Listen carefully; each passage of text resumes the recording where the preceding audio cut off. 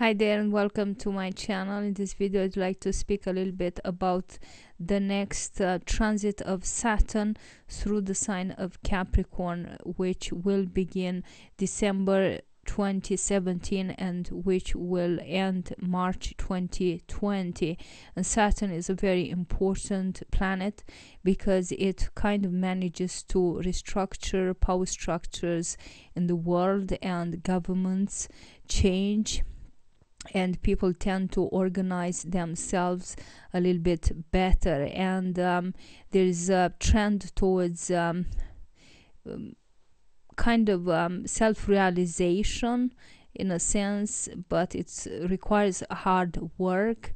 There is a trend towards freedom and independence with Saturn, and in our own lives, when we have the Saturn returns, we become our own individuals for the first time around the age of 28 to 31 years old. That's when we know who we are and what our purpose in life is, and so on. And Saturn rules borders at the same time, but it can also create connections between people through alliances and through all kinds of treaties and deals that we make. And it's a planet of responsibility, and Saturn usually rewards the hard way and doing the right thing, and it punishes those who are not very good people, or that take the easy road, or that do the wrong thing. And Saturn's transit in Capricorn is very exciting, because Saturn in Capricorn expresses itself best since it's at home. So Saturn also rules the old and the grounds of our humanity and our cultures, and it represents, or it rules, old traditions like the Hindus. You know, nobody knows when this culture started because it's extremely old. And Greek culture, because it has we have our roots there, our Western civilization. Greece was the first democracy. And then it also rules black people, because we all have our roots in Africa. We all come from Africa. And during the previous Saturn transits, very interesting things took place. I looked into the last 3 transits of Saturn in history. The first one was between 1929 and 1932, the second between 1959 and 1962, and the third one was between 1988 and 1991. And during the first 2, there was a trend towards communism. And during the first one, between 1929 and 1932, Russia became communist in the sense that Stalin made it, because Stalin got rid of Lenin and his supporters, because Lenin had other policies that were much better, and Stalin confiscated everything from the people and everything became state-owned. And because he did this wrong, very wrong thing, by the end of this Saturn transit there was big famine in Russia and millions died. China and Vietnam and Panama became also communist countries, and the world was divided between the East Bloc and the West Bloc, and the Cold War began. And Saturn also rules cold and winter and snow and ice and refrigerators and stuff like that. And actually during this first transit, the first line of frozen food was also introduced in the United States. The most common natural disaster was earthquakes, and there were some mountain climbing accidents. Saturn also rules mountains and stones. But the most interesting part is that Mahatma Gandhi began his civil disobedience movement, and during this Saturn transit, the process of decolonialization began, and Mahatma Gandhi wanted freedom from the UK, and India gained, because his long efforts, its independence. It took a lot of time until 1945, but Mahatma Gandhi and his people never gave up, and they did acts of disobedience constantly, and they never used violence, even though violence was sometimes used against them. And during this transit, Mahatma Gandhi was also imprisoned a couple of times. And there's a lot to say, of course, about each incident, but I have to limit myself so that I don't speak too much, because these are very interesting processes. Because many people think, but why was a poor country so unhappy with colonialization? Well, it was because these countries had a rich culture and a rich tradition and their own technology that had been developed, and every colonializing power took away people's skills and removed their right to produce their own things, especially in all stages. So they could specialize in picking cotton, let's say, or removing, let's say, I'm going to go with that example, but they had no right to do anything else. Like in India, they had no right to make salt themselves from the sea. So any kind of skill was lost, and their culture remained stagnant. And that's why Gandhi used the first act of disobedience symbolically to make a little salt from the sea. So during the next transit, 1959 to 1962, the Cold War entered its second phase. There were a lot of accidents between, or maybe not accidents, between the US and the Soviet. But another thing that happened was that Fidel Castro came to Cuba, and he became the president, and his regime began of communism.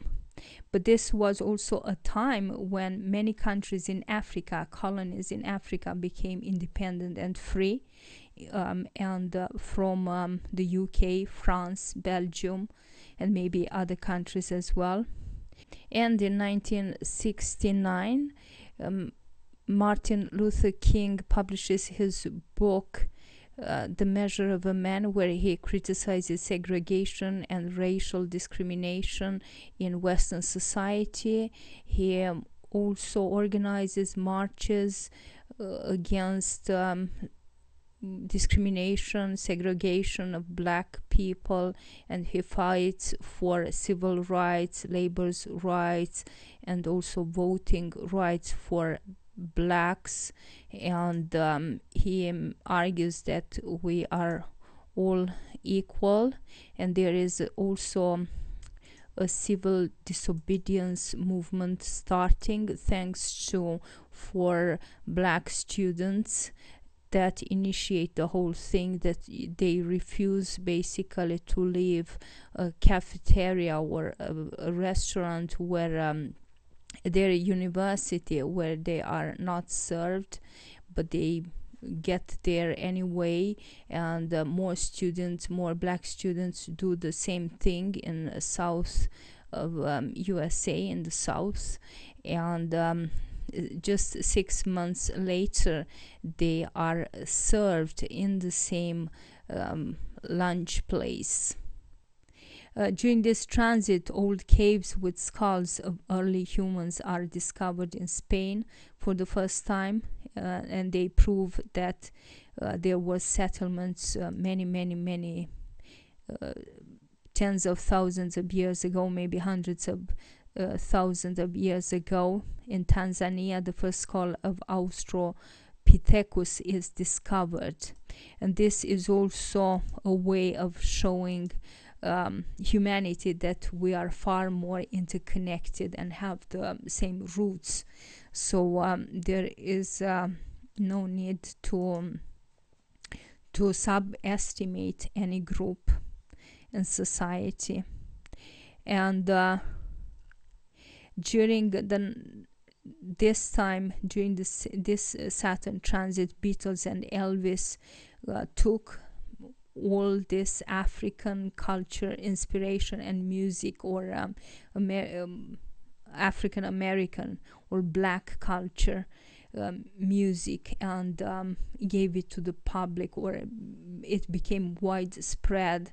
And at the same, they considered themselves black. In fact, Beatles and other singers that were into black music, they called themselves black. They said, we are black.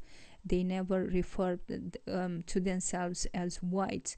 But this also paved the way for black artists and musicians to become recognized in their own right. And I think that during this transit, even Muhammad Ali, he was previously called something else, he also had his first boxing match.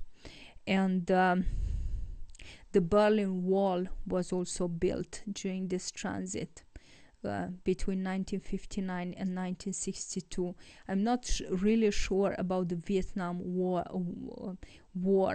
because it lasted longer, than this transit, and I'm not sure when U.S. got involved in it. But I know that JFK stated that he wanted to free people that were enslaved.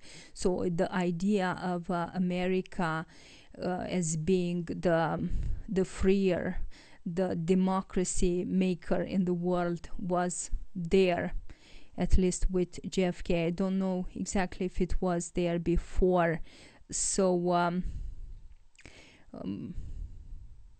but nobody was assassinated. None of these heroes were assassinated during the Saturn in Capricorn transit.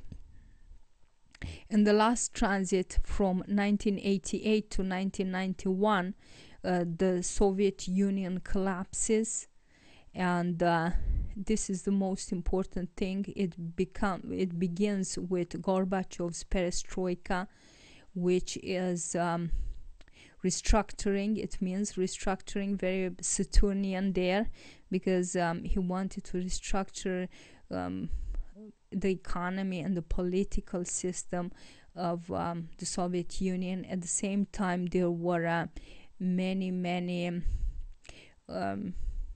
uprisings, and all these countries that became the Soviet Union wanted independence and got it. There were revolutions also in Bulgaria and in Romania, in Poland, and everywhere else. So all these countries transformed into democracies and capitalist systems, and the Berlin Wall fell. So during the previous transit, the Berlin Wall was built, and during this transit, 1988 to 1991, the Berlin Wall fell. It didn't fall completely in that sense, because just it was opened, and I think that it was destroyed later on, 92 or 3 or 4 or something like that.